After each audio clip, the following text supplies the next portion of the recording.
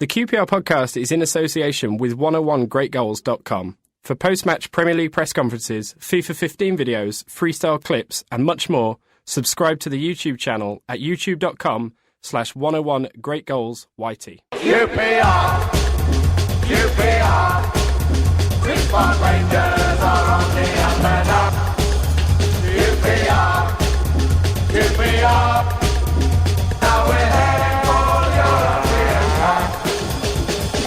Hello and welcome to the QPR podcast. I'm David Fraser. I'm here with one other QPR fan, one QPR fan and ex-player, and we have got a jam-packed show where we're talking to a further two QPR players or ex-players. With me is Paul Finney from Indiars. How you doing, David? You well? Very good. Should we get? Well, let me just introduce Kev first, and ex-QPR centre-forward, lifetime QPR fan, Kevin Gallen.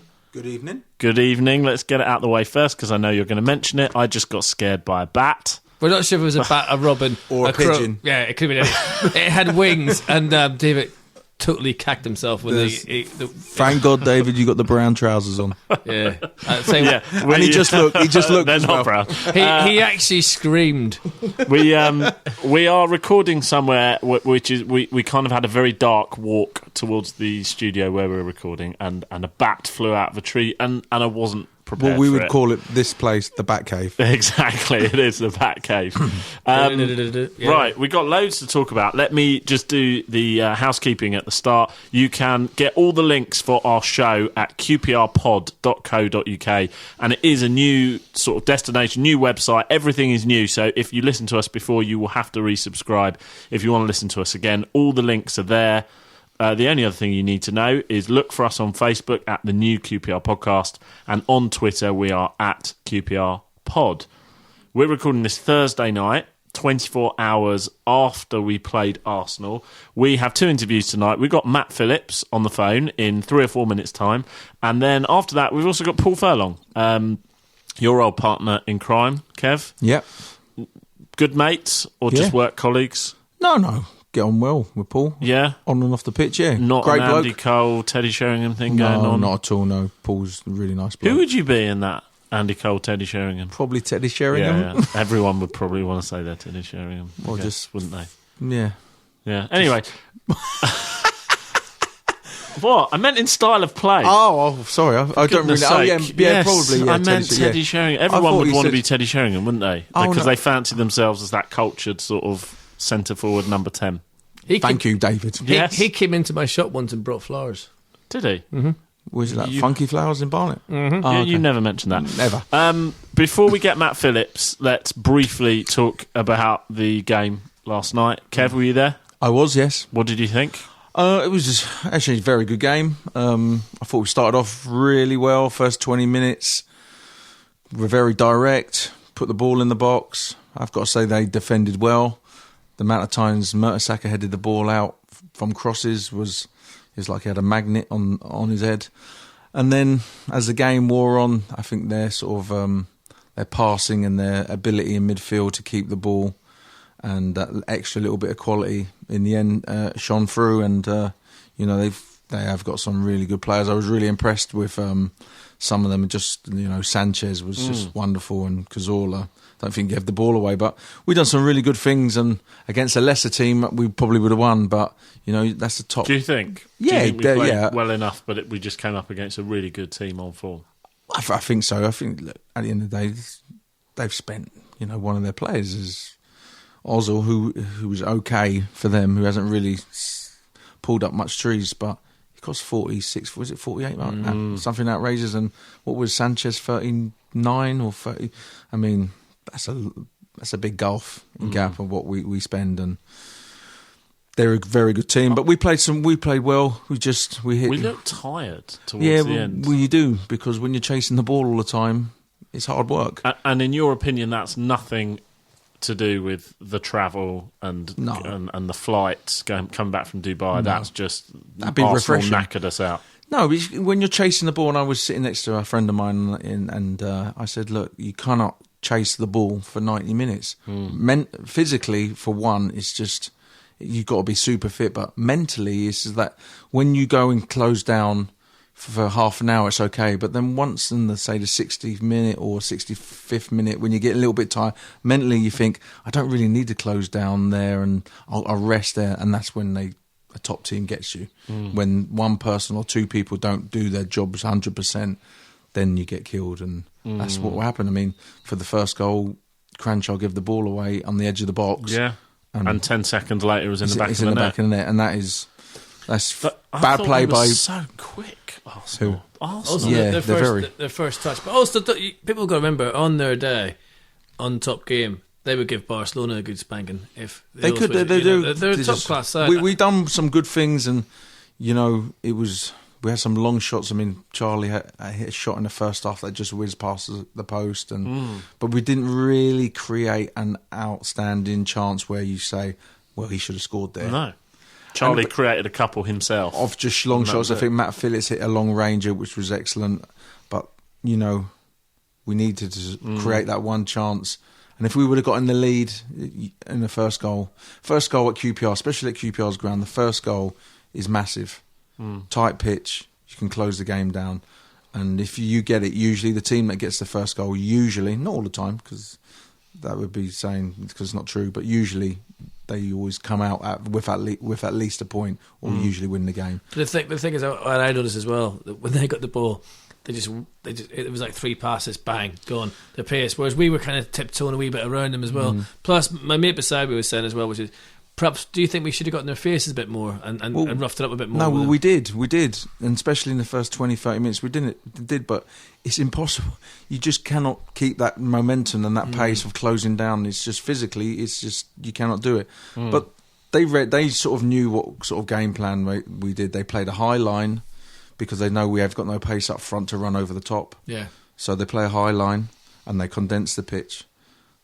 That's sort of and the pitch is small. And that's what teams have recognised. When we played Man United at home, Man United played a really high line because they know there's no one able enough to run in behind and stretch the defence. What QPR want to do is someone play deep. We knock the ball long into Zamora. He gets hold of it, gets a knockdown, and then Charlie can have a shot from the edge of the box. It's a lot different having a shot from 30, 35 yards. Before we go to Matty Phillips, one thing I was thinking, Vargas. I was just thinking they would change their game plan if we had Vargas up front, wouldn't they? Well, then they'd have to... they would... Good players and even QPR players, they would think, hold on, he's fast, he can run over the top, we'll have to play 5 yards deeper, which would be better. But then the thing is, who's going to knock it down for Charlie Austin? See, the problem I feel what QPR have got is, you play Charlie Austin up front on his own, the ball doesn't sort of get up to him. He can't get hold of it. You've got Charlie Austin knocking it down to Charlie Austin. Exactly. It doesn't really work. So when Bobby Zamora plays, he rarely scores, but he's a good foil for Charlie Austin. Charlie Austin plays up front. He's a good foil for... He's a goal scorer. He needs balls in the box. He comes alive in the box. I've said it many a time. He comes alive in the box. Outside the box, he isn't... That's not his game. If he had Bobby Zamora's getting hold of it outside the box, he'd be an England squad. No doubt about it. Let's go to Matty Phillips.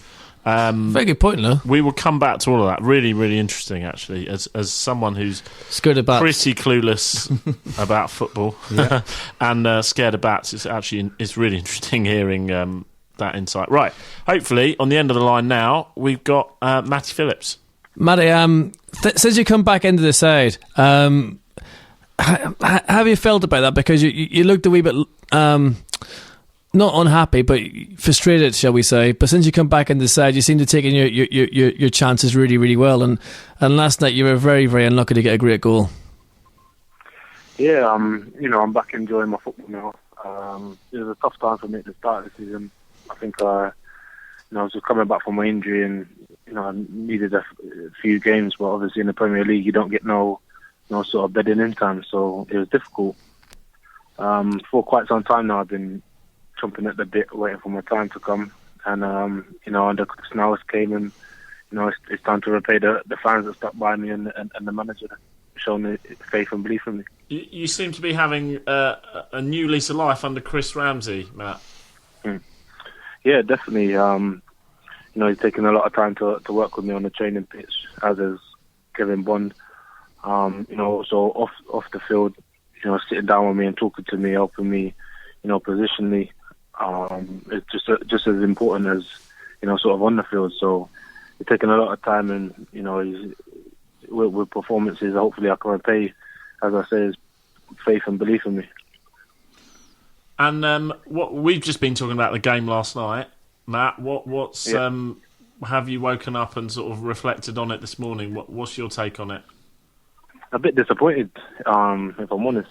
I think to first of all say that against sort of a top 4, top 5 side is big, because I think for 60 minutes I don't think they really created much, and then when you cut back the goals, I think sort of we shot ourselves in the foot. I think you can understand if sort of Arsenal cut through us and 2 or 3 times and then finally scored, but it wasn't really like that.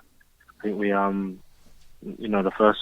second one especially, I think we created ourselves, and that's disappointing. But we created enough chances throughout the game to have got some at least a point, and that's to say the least. So yeah, a bit disappointed, but it bodes well if we continue to play and perform like that.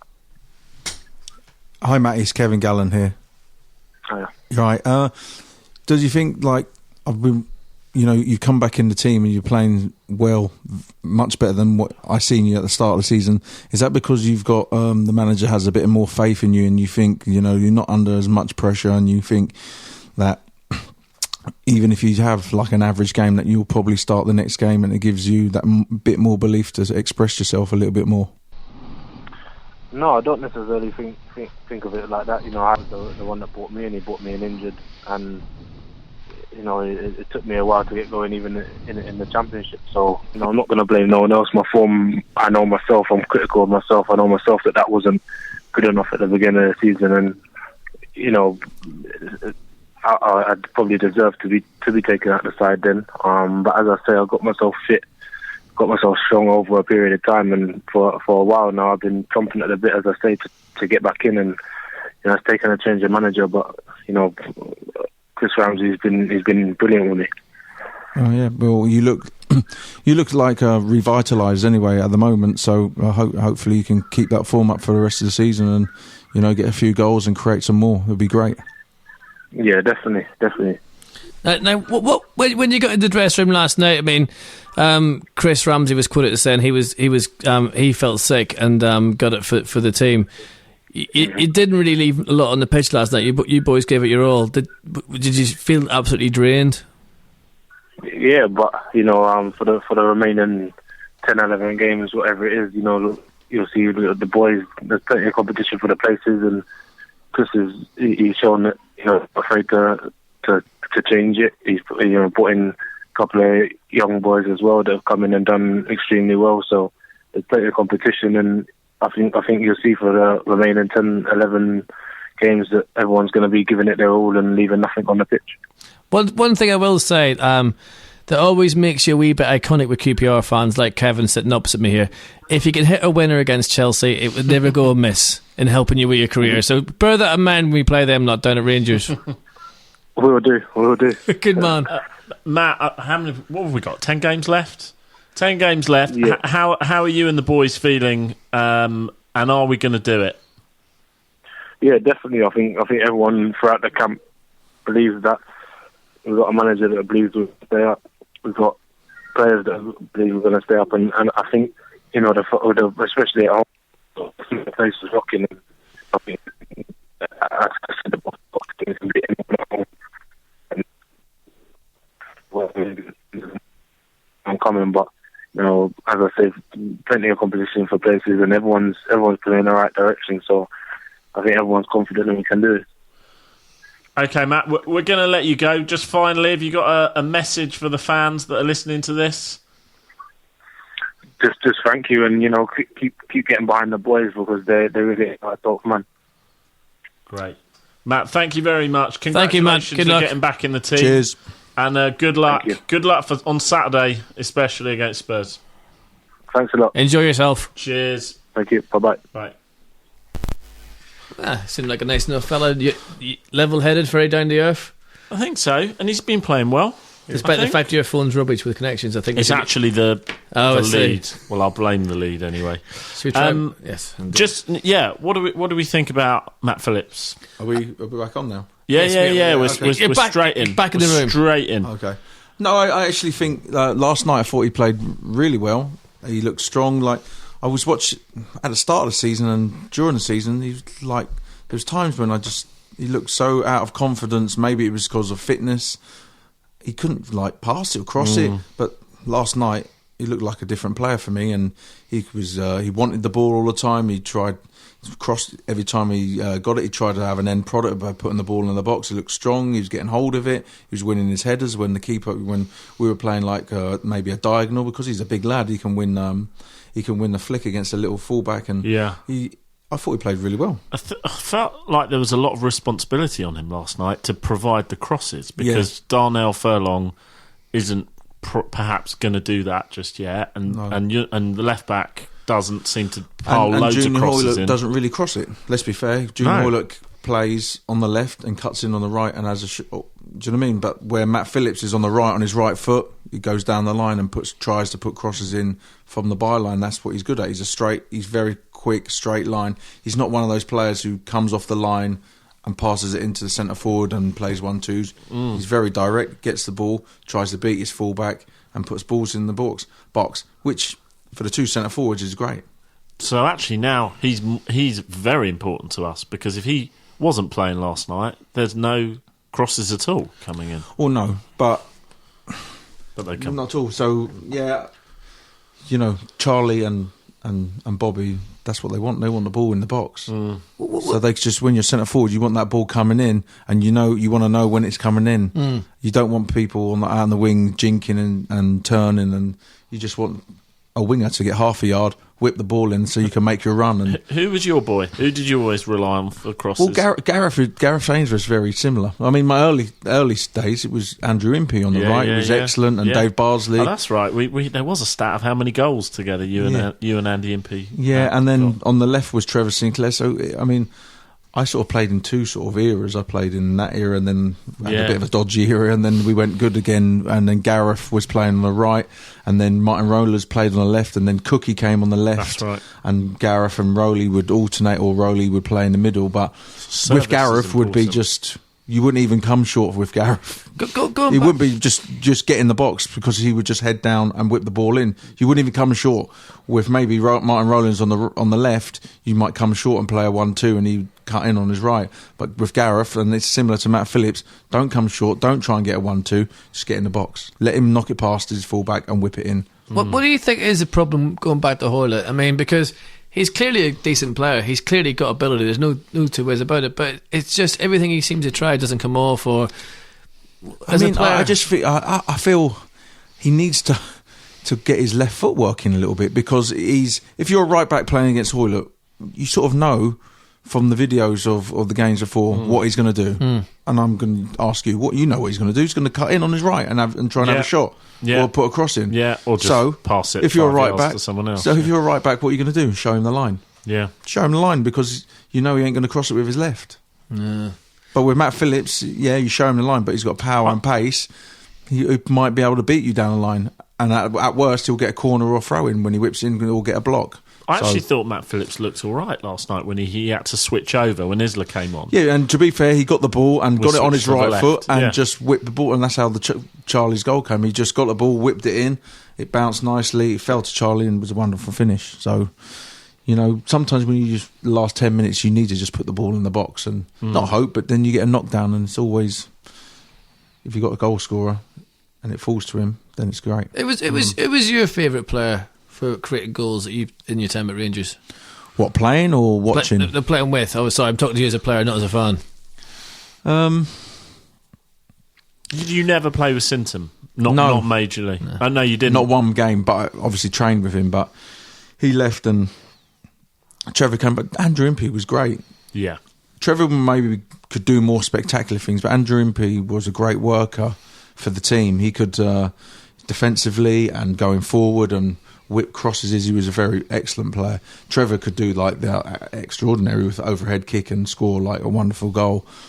But Andrew Impey, if you spoke to David Barsley, say who would you rather play in front of you, Andrew Impey or Trevor Sinclair, he'd say Andrew Impey because he would graft backwards and forwards. So he was a great player. Gareth was, you just get in the box, like I said, you just get in the box with Gareth. Lee Cook had a wonderful left foot. Martin Rowlands, when he played either on the right or left, was a very excellent football player. Could play in midfield, right back. So those sorts of players. But, you know, when you're playing up front as a pair, you know, I used to play with Les Ferdinand and he'd knock things down for me, and you sort of you work in tandem. Me and Paul Furlong worked in tandem. Me and Tony Thorpe as well. When Furs was injured, we had, I think we went like 15 games where I scored, he scored, I scored, and it was like he was a good football player. Tony Thorpe, he'd come short and I'd go long. We had quite a good understanding. Furs was a little bit different. He was just an out and out sort of goal scorer, so I'd play a little bit deeper off him. So, but. You know, it worked. It worked. You used to decide every week, should I go 2-0 Furlong, score first, or 2-0 Gallen, score first? Yeah. Did you ever win? Yeah. Yeah, loads. Yeah. You would. That used to be like a classic score back in the day. Yeah. So You were both 25-1. Oh, for that's not that. bad. Yeah. I would have probably put my money on Scully. What, to cross it? Yeah. No, but the thing is, it's weird because watching the game last night, I know you're talking about the width of the pitch and everything else as well, but, you know, no one was moaning today, which is good. It's one of the few times we've actually lost where there hasn't been a complete Twitter meltdown. No, they were moaning near me. Oh, really? But not serious. Probably more than about you. was it a bat that came out of nowhere and just scared you? Yeah. But the thing is, that, you know, there is a determination there. But the thing is, I watched the Villa match the other night on a stream, and I could actually ground Ben Foster into the ground with a hammer or something. Because I don't know what he was thinking, what he was playing at. But that's what were you playing at watching the Villa game on a stream? Why don't you just watch on BT? Because I was being cheap and tacky, and I haven't got BT Sports. But there's no need for him to do that. And I was thinking our season is going to be this. Even last night, it's a few. Do you not think we're making too many wee silly mistakes? And late in the game, we're conceding a lot of goals. Now, people are saying that's unlucky. Is it also down to fitness levels, or it's not? Look, you cannot hold out for too long. You can't. Once it's sort of once the pressure was coming, you just feel that you could see it last night if you were there. It's going to come. They're going to score. You could just sense it because we sort of ran out of a little bit of puff. What I noticed after the second half, as soon as the second half started, after 50 minutes, we sort of just in midfield we couldn't get close. When we knocked it up long to Charlie and Bobby, and if they lost the header, they picked it up every time, and our midfield was like 10 yards. I could see the centre forwards. I'm waving like, come get closer, because when that ball goes long, if you're a midfielder, you have to now sprint to get the knockdown. Yeah, right. But they didn't, because I don't think they didn't get a knockdown. No, because they won the header, but it dropped down to their midfield all the time. Yeah. Because if you keep, like I go back, you can't keep closing down all game. Your legs go. It's just impossible. I didn't feel like there was any, like when, first of all, when we went 2-0 down, I think we decided that we'd lost the game. Not in a kind of bad attitude way, but it was totally flat. But what I found weird was even when Charlie scored, there was no sense really that we were going to get another one. Yeah, I know. It was like, because it was sort of a bolt out of the blue, wasn't it? Yeah, but exactly. It was a sort of rarity rather. It wasn't than like momentum. It wasn't like a massive load of pressure. It was just the ball, and it fell, and he walloped it in, and it was fantastic. But we cannot keep relying on Charlie Austin to score goals. Someone's got to step up to the plate and help him. He can't do it all. He can't keep scoring all the time. And that's last season and this season. What would happen if he was like not playing? Well, that's what happened last season. And then we struggled. We needed Gallen and Furlong. Yep. Speaking of which. Let's go to Paul Furlong. Paul, welcome to the show. And did you go to the game last night? Obviously, yeah. Well, thank you first and foremost. And yes, I did go to the game yesterday. What did you think? I thought it was a great evening. Under the lights at Loftus Road always creates that nice atmosphere anyway. And I thought in the first half I thought we had a right go. Charlie Austin was unlucky with a couple of efforts, just whistling past the post. And I thought, we put in a real shift, but up against a quality team like Arsenal, it's always going to be difficult. Paul, what do you make of that new right back Rangers have got? What's his name? He's got a bad haircut. Yeah, hasn't he, Paul? Oh, just a quick story. Does he? Paul used to, Paul's got no hair. Yeah. But he used to always put shampoo on his hair in the shower, and I used to say, Paul, Paul, why are you putting shampoo on? You got no hair. And I've got like the biggest booth on. I'd just be going in with shower gel. He'd have like conditioner, like L'Oreal conditioner, everything. I hope you pass that. Your boy needs that now. Give him the shampoo and the conditioner. Yeah. He needs it. You don't. Well, back in the day, I was on that 25-year plan, wasn't I? Do you know what I mean? That regain. I was on that regain stuff, wasn't I? Do you know what I mean? It don't work, does it? I'm still waiting for it to grow back now, mate. Do you know what I mean? Give it another year. Paul, you must be the proudest. You must have been the proudest guy in the stadium last night. Oh, yeah, very much so. I mean, was last week when they played Hull away, and to hear the news that, I think on the Thursday, Friday, he was telling me that he thinks he's got a possible chance of starting, and I was always saying, well, okay, keep your feet on the floor, stay disciplined and keep calm. But then, when he did tell me that he was involved, it was a very, very proud moment in the Furlong household, I can tell you. Did you go to the whole game, Paul? No, I couldn't. We were at Bristol City. The under-18s were at Bristol City, and it was just going to be a bit of a tall order to get there, But I then hoped that there would be another opportunity, and, so said, so done. And I was there to watch it yesterday. Yeah, that's brilliant. Well done. And what happens in that situation? Does it? I don't know if he lives with you or not, but did he sort of come home and you talk about the game and you gave him pointers, or are you standing back and letting him get on with it? Well, it's a bit of both, really. I mean, yes, he does still live at home, and we do have the conversations, and it's all positive. It's all positive. Do you know what I mean? It's just pure positive. Because I've said to him, like, you're in a very fortunate position, and he knows that, And over the years, he's sort of acquitted himself in such a manner that even surprises me at times, in the professionalism that he shows. And it just goes to show, and it's a great advert for the rest of the academy boys that the opportunity is there. If you're prepared to put in the hard work and you want to develop and you can look after the football, and there is opportunities for you. I'll just butt in there because, Paul, when I was at the club and years, when Darnell was an under-16 and we were, me and a few others of the coaches was like saying who we were going to give scholarships to, and one of them was like Darnell was like, Darnell wasn't very big in those days. He's got a lot bigger. He was like very slight, and we would sort of say, well, he's going to get bigger because his dad's like a big man. He's going to get bigger. It's not a problem. And another thing was saying he's got a great attitude. He's always willing to learn, and he was also and he's got a great mentor in yourself, and pick things up. Where some lads are when you're a kid, they could be good players, but they just don't listen. But with Darnell, it was a case of, well, he's a good learner, and he'll learn, and we could just see that he would get better, and that was all that every coach said. Give him a scholarship because of those reasons. So I'm really happy for him because he's always very polite and a credit to you and your wife. Nice one. No, thanks for those words. I mean, as I said, from a youngster, from the age of 6, the passion that he had to play football was something else, Yeah. And it's just nice to see that now he's getting an opportunity, he's getting a bit of a run, and but we've kind of spoke about, listen, you've not arrived, you know what I mean? You've got to develop, you've got to still maintain the appetite and the enthusiasm to want to learn and develop, and we see how you go, when I say to people, this is now the hard bit. You've got in, but the hard bit is staying in. That's right. Well, most definitely, you know that, Kevin, more than most. Do you know what I mean? As a player, that over the years, and you become more experienced within the game. That sometimes getting there is probably one of the easy bits. Now staying there, do you know what I mean? Staying there it can be a bit of a because it's cutthroat. The first team, it's a results-based business, and everyone's after a place. And how many players are there? And there's only 11 on the pitch, so. Hopefully, I know he'll get his head down and keep going. So, well, I'm sure you're keeping his feet on the ground, Paul. I hope you're making him load the dishwasher still, and Paul's all that sort of stuff. Paul's cracking the champagne, giving it the big one, while Darnell's out in bed. What's it like, Paul, as a father and a coach watching your lad play? Do every tackle he goes into, do you worry? Do you panic? What's it actually like as a parent?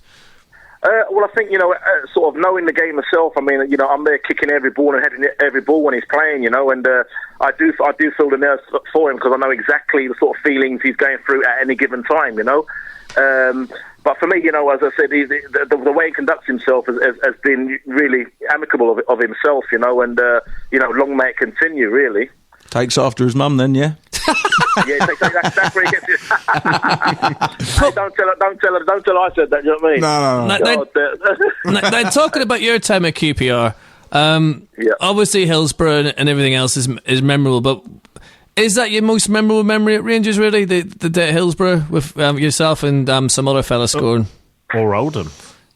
Yeah, fair point. Oldham. Yeah, I was going to mention the Oldham. Yeah, I mean, those two occasions there really spring to mind straight away, and what fantastic days they were as well, with the fact that, I mean, the fans were incredible. When I say incredible, I mean incredible. I mean, I go back to the Oldham game there, and people speak of it. I mean, I speak to a lot of people about that, and people say how when the goal went in, how the actual stand shook, and it was a really memorable evening. It was just fortunate as well that I had my two boys that witnessed it as well. And now, the older one is playing there now, so it's great. So is he a Rangers fan then? He's more of a Tottenham fan. White Hart Lane. I've never heard of them. He can be converted. Do you know what I mean? I'm sure he is now. I think every father's duty is to convert their children to the right side of football, and that is obviously at QPR. But I tell you what, Paul, he done himself proud. You didn't see the game at whole, but I tell you what, he done himself proud up there. He was class, to be fair, and he did not look out of place at all. And as the minutes grew, minute by minute, he was getting more and more confident. It was you'd have been very, very proud of you seeing him play. He was excellent. One of the best debuts I've seen. No, good, excellent. No, I'm very pleased with that. I mean, I did happen to get a copy of the game. I didn't see it live, but I got a copy of the game and watched it. And I mean, in terms of we, as I said, we do speak after his performances every now and again. But I try to remain positive in whatever I say. And I spoke to him on that one, and I thought the performance was good. I mean, the way in which he looked after the ball, and as you said, the composure. And, at the start of the game, I could see the focus in. I mean, because obviously I know him. Obviously, he's my boy, and I saw the focus in him. And he done well. I'm really proud.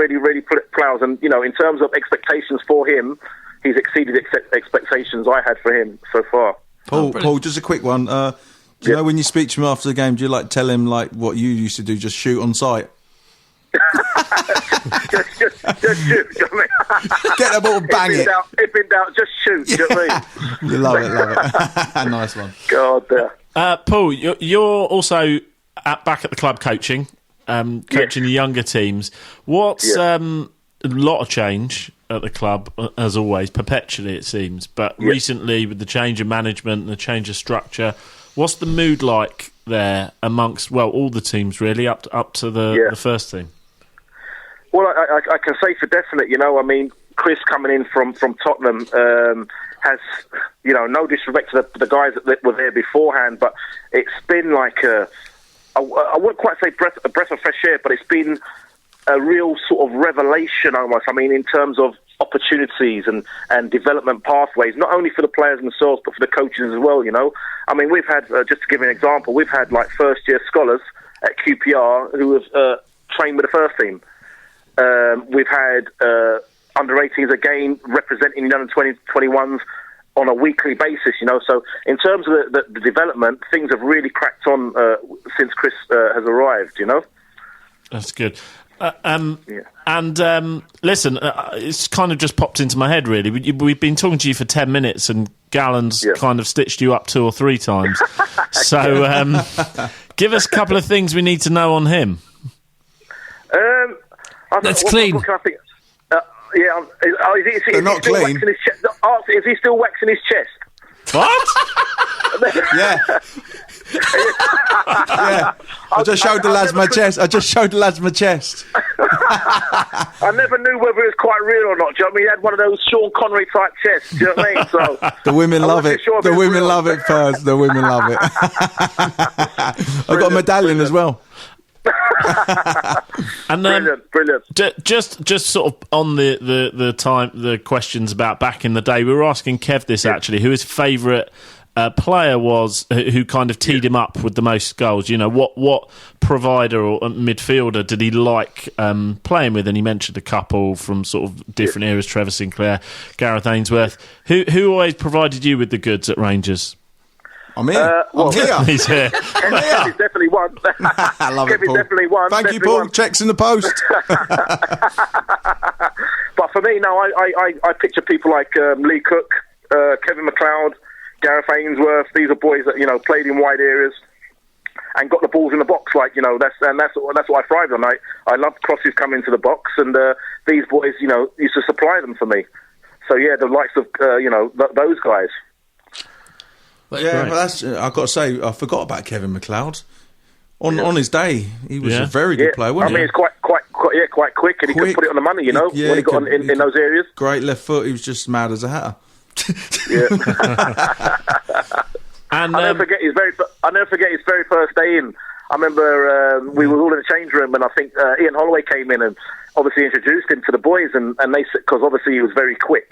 Yeah. So Ian Holloway must have said to him, like, come on, Kevin, out of 10, how quick are you? And he just come out with 11. Do you know what I mean? No, he weren't shy. He weren't shy. Okay. But yeah. Go. And Paul, you're coaching the under-8s teams. Now. Under 18s. Stick a 1 on the front. Yeah, under 18s, yeah. Stick a 1 on the front. It's all right, Paul. He gets everything wrong. We have to put up with this every week. He's going to say I stitched him up. You did stitch me up. I checked it with Kev here, and I held up 8 digits to say, "Are you sure?" And he said yes. Yeah, if he couldn't hold up 18, could you? You haven't got 18 fingers. To be fair, Paul, he's also scared of bats as well. Yeah, that's a different story. Paul, finally, will we be staying up this season? Oh lordy. I mean, I don't see why not. I mean, you know, it's. I think there's enough games there, and you know, I feel that there's a spirit. I think there's, you know, with Chris coming in, you know, like I know it's the same, and it's a bit of a cliche. When a manager comes in, you do get that sort of bit of extra impetus. But I do, you know, looking at the game last night, looking at the whole game, a little bit of the whole game. I think that, you know, that we're now, everybody's pulling in the same direction. Everybody wants the same result and outcome, you know. And I don't see why not, you know. I mean, it's going to take some hard work, I know. We're going to need a little bit of a luck on our side as well. But I can see us, you know, staying with it. It's going to be tight, but I can see us staying within the league. Now, one thing, Paul, I will do. Now I've got Kevin in the studio as well. Well, yeah. It's a kind of a studio. You're not here, you can't see it. We mentioned Oldham and Hillsborough. I tell you what, you guys give us the best times. Seriously, after so many years of being in the darkness, and thank you so much. And that Oldham night, no one will ever forget that. And it was incredible. And many Rangers fans will pass it on from generation to generation. And I hope your lad can give us as much joy as you give us as well. So, Paul, thank you so much for coming on. Thanks for what you've done for QPR, and let's hope the wee lad keeps it going as well. Absolute pleasure. Cheers, guys. Thanks, big man. Cheers now. Thanks. Take care. Bye-bye. Cheers now. He's much nicer than you. Isn't he just? He's a proper... What a lovely man. He's a proper gentleman, isn't he? What a lovely man. You did stitch me up on that 8. Oh, get over it, David. You haven't got 18 fingers. Who? Yeah, no, but this is how you do 18. No, you just went like that. Who coaches the under-8s? I don't know. Not worth coaching. I did think it was a bit... I thought it was a bit strange, but anyway. He's full-time coaching the under-8s. I don't think he stitched you up, David. I think you're just daft. Maybe. You're just daft. But lovely guy. That was brilliant. Surely the under-8s go to school every day. I didn't. I thought Kevin Gallen has confirmed it's under 8s. I'm not going to question it. I'm not going to question it. My fault. Right. Can we stop for 1 second? I need to go classic. To the No. I'm done. No. If I wee myself here. We'll finish up in a minute. Right. Spurs on the weekend. Will we beat them? Kevin? I'm not going to predict. I'll take a draw, to be honest. It's a tough game. They're a good team. But we can beat them. They've had a lot of games, though. They've had a lot of games, but they, you know, when you think they lost the cup on Sunday, and you think they might have a little bit of a hangover. Yesterday, and they won, and I heard they played quite well. They have got some good players, and we need to keep. Obviously, we all know the striker Harry Kane's like on top form, and Andrews Townsend, and they've got some good players, but we need to go with that same sort of spirit that we had last night. And if we can just edge in front in the first half, if we play like we did in the first half of last night against Tottenham, we've got a great chance of beating them. I'm going to use a loo. Carry on. That's outrageous. Sacked. Just wrap the window. No, but it's gonna be tough. It's a London derby. They're all tough. Talking. They're all tough. But you know, QPR's a tough place to come for a team like any team, really, especially London derby. Great atmosphere. Yeah, I'm looking forward to it. I think we've got a great chance. And what What do you? I think it's one of those that we've got to win because we're now 3 points off Villa. Yeah. And it's our game in hand, and if Yeah. we don't, we're sort of even further into it, aren't we? Well, yeah, we need to win if it's our game in hand. They'll be looking at us thinking, hopefully Tottenham don't win. Obviously, you know what I mean. They'll have one eye on what our score is, but we can only do what we got to do. And performances, you know, Paul just said it there. You know, the performances of the last few games have been good, but you need points. You need to make it count. You need points, and you need to win games. And I think we'd all put our hands up and say, yeah, let's just play average and win, then play well and lose. Obviously, Yeah. we need the points. The points is matter at this stage of the season. You know, it doesn't matter how you play. So we got to be rough. We got to be tough. We got to be hard to beat. You know, whether it comes from a set piece or a corner, free kick, however it goes in, we need to win. And Villa, do we think they've turned a corner or just got lucky because the keeper? No, I don't think they've turned the corner. I think there's a lot of media hype. I with Tim look at that Sherwood. manager and think we dodged one there. Well, He's talking them down. yeah, and talking himself Well, up a bit. It's weird. It's almost like he wants them to go down. Do you know? Isn't it? You mentioned them the other night. I mean, the keeper. What was he doing? Yeah. It was just outrageous. Just what's he doing? The first shot he fumbled, then he gets it, then he just goes reckless, and then they win. He just does his job properly. It's a draw, and everything's calm again, and it's not. But I don't think Villa are great. I did think they played with a good tempo the other night when I watched, and they did look like they were playing a little bit more as a team, and they're working a bit harder. But so are we. But I wouldn't discount Burnley or Leicester. I think they're not bad teams. They work But hard. Leicester are so far off now. Yeah, I know, but I've watched Leicester, and I think they're not a bad 8-9 team. points off. I watched them against Everton, and I thought they got some goals in them. But I don't know what the run-ins are. So theirs, but ours is tough enough. We need to pick up some points. We need to pick up 3 points on Saturday. There's no doubt about it, because Palace, the following game, is another London derby, and it's tough, and they're not a bad team. Well, Shane on Twitter has said, realistically, what did we expect last night? It won't relegate us. It's the games versus Villa, Palace, West Brom, Everton and Leicester that we need to get points from. Yeah, that's true.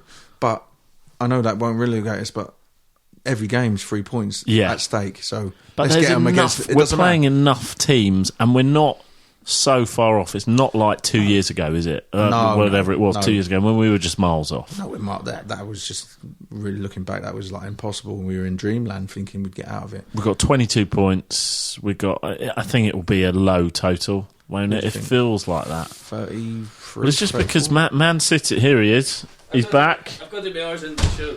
Yeah, I don't think we've ever had that before, that someone has announced they're going to the loo in the middle of the show, but there you go. That's Paul Finney, ladies and gentlemen. Middle of the volume as well. Were they? Oh, God. Why don't you Okay. just go in the garden? Someone's Like a Have you fox. seen the bat? Have you Like seen a the fox. bats like that? Right. I just went in the garden. My hours end of the show is We weren't there, but go on. We need to be, really. yeah, we do. Don't Yeah, we? yeah, what, go what on. were you talking about? What We were score just should talking be? about Villa, Leicester, other teams, you being in the I think, toilet. I think it's going to be tight, and it's going to go to the wire. Last game of the season, I And I reckon. think that goes with every team. I That don't Leicester think game's gonna matter. I think hopefully they'll be down by then, and we need to. It'll win. matter for us, But then yeah. sometimes when there's nothing to play for, teams are relaxed. It's a weird one. A pressure cooker game of whoever stays. That's massive. That really is like whoa. The pressure when there's not pressure on it. You just go relax and play. There's a And word. it can work Weird both how ways. that works, It's a weird how one. that works. Yeah. Well, we got- Because there's no Remember, pressure. West Ham stopped United winning the title one year when they Yeah, were exactly. already relegated. Well, no, they weren't. They had nothing to play for. What No. I'm saying is, they just you go out and play and you relax, and the pressure of of you have. There's nothing worse than the pressure of you have to win a game. I think one of the It's worst. much different than you don't have to lose. Going to win a game is much more difficult than we don't have to lose this. One of the worst ones I remember It really is. is when we got relegated from the Premier. We beat West Ham, and it was really tense. And obviously beat them and still got relegated. That was a horrible feeling because when it's out of your hands, it's out of your hands. So at the moment, it's still in our hands, massively in our hands. And we can beat Everton. I mean, you're always hoping for someone drops in at the last minute, don't you? Whether it could be Everton, Newcastle, someone like that. I don't know how far away they are really, because the table scares me. But you're just hoping that someone else can come into the fight because. Yeah. I'm just thinking, if you're playing Tottenham now on Saturday, do you go hell for leather like we did against Arsenal and go for it?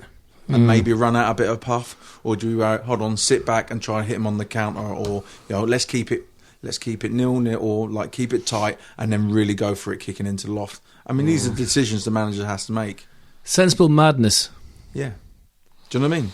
They're the decisions. What do you do? Do you go hell for leather, try and get in the lead and then keep it? Or do you go, all right, hold on, we'll just close them down and we'll sit off a little bit, not wear ourselves down, and then have a right go, bring on some subs? Do you need to change the team for Saturday? I do, yeah.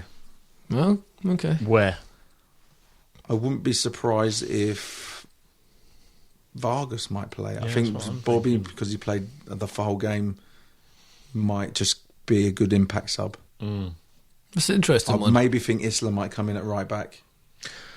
I thought they were quite awkward together, actually, Furlong and Isla last night when they came on. I didn't think Isla was keen on passing to him particularly. Well, yeah, he probably is upset that he didn't play. Yeah. And it was a strange one because when you look back at the game yesterday, and Darnell done ever so well, but he was up against really a world-class player. Yeah.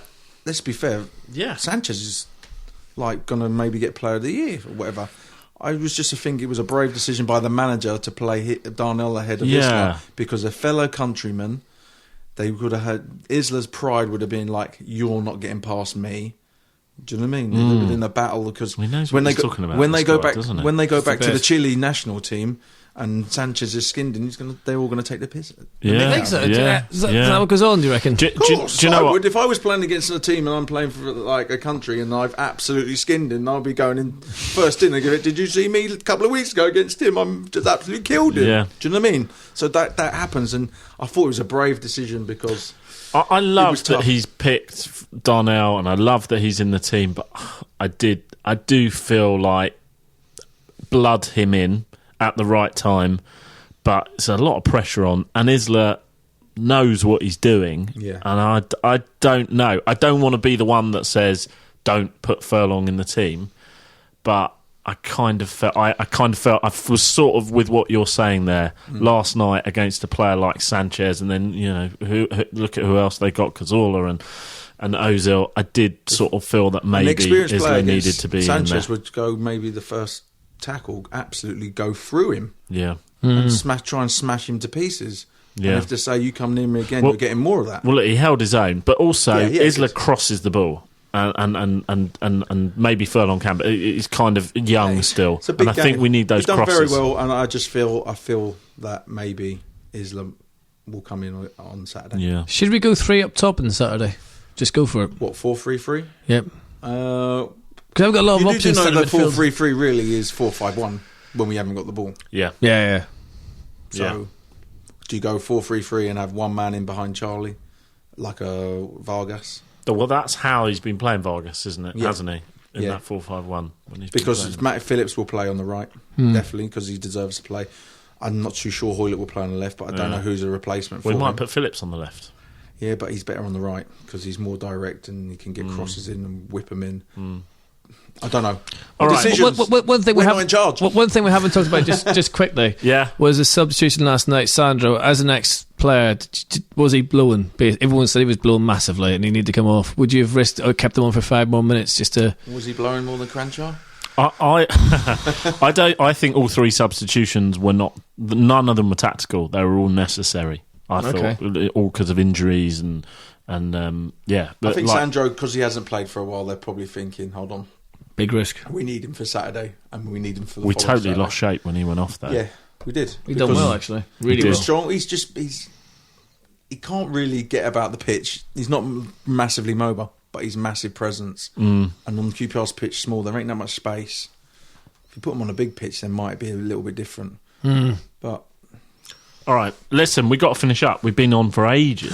What did you want to say? This is You why- wanted to do something in the why- arse end. This is why it's good to be independent sometimes, because you can ruffle on a little bit longer. Yes. And this is why we're doing this. Anyway, I bumped into Norwegian Oars last night.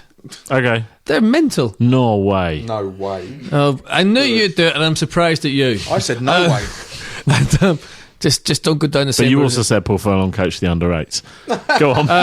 Don't pass it on me. I know he coaches. It was quite nice because as a wee fella, he was 8 years of age. It was his first game at Loftus Road, and he was really excited. And you can kind of see, your first game when you were a kid, Kevin, all that sort of thing. You know when you go back and you actually realise that that's what the club is all about. His first game, he's so excited. Come from Norway, and you know what? They're a credit to the club, them lot, and the Swedish lot. Oh, they're brilliant. And one other thing that happened last night, which is quite funny. Walking to the ground, and there's this Arsenal fan. All right, Gabe. And he's That's our engineer who's an Arsenal fan. and he's starting to give it large, like QPR is a shithole, I want to go home. What? And this voice from somewhere just went, well, fuck off then. which everyone cracked up. This Arsenal fan wasn't having it, and he actually tried to stop all the QPR fans going past him like some kind of Danny Dyer type stand, and people just laughing at him and stuff. And it's quite interesting reading on Twitter today that their thoughts on our ground, and they've absolutely caned Loftus Road. And You would though, and if you weren't a QPR fan, you would cane Loftus Road as well. Yeah, their ground's great, but it's boring. Yeah. You might as well be at the bar at Odeon. The only library left open in North London. Exactly. It's terrible, but it's interesting to see bigger clubs fusing our ground, and they don't like it. It's a proper old fashioned football stadium. I know it's falling apart and the things been looked at and everything else, but it is a proper old fashioned ground. And also for the Palace game, they're having a meet up at Melbourne in a pub, and I'll bring the details next podcast. And the Australian lot are frigging good as well. And I met a guy at the bar who'd flown in from Australia as well yesterday to see the game. So we're global, and I enjoyed it, and that's all I'm saying. But you know what? Anything else in your stream of consciousness before we go for the week? Wake me up, please. Are you still there? Right. Anyone else got anything they want to say? Otherwise, let's go straight on with predictions for Saturday. Last time we did a prediction, I said we'd lose and we won, so I will continue in that vein and say that Spurs will beat us 1-0. Oh, you drive yourself batty doing that. Paul?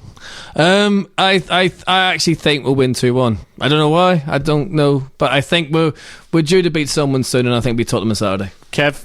1-1. Thank you for listening. This has been open. Hasn't, but don't edit that anyway. This has been the QPR podcast. Follow us on Twitter at QPR Pod, or go online for all the links, qprpod.co.uk. We are due back Monday. The QPR podcast is a West 12 Media and Burble Media production.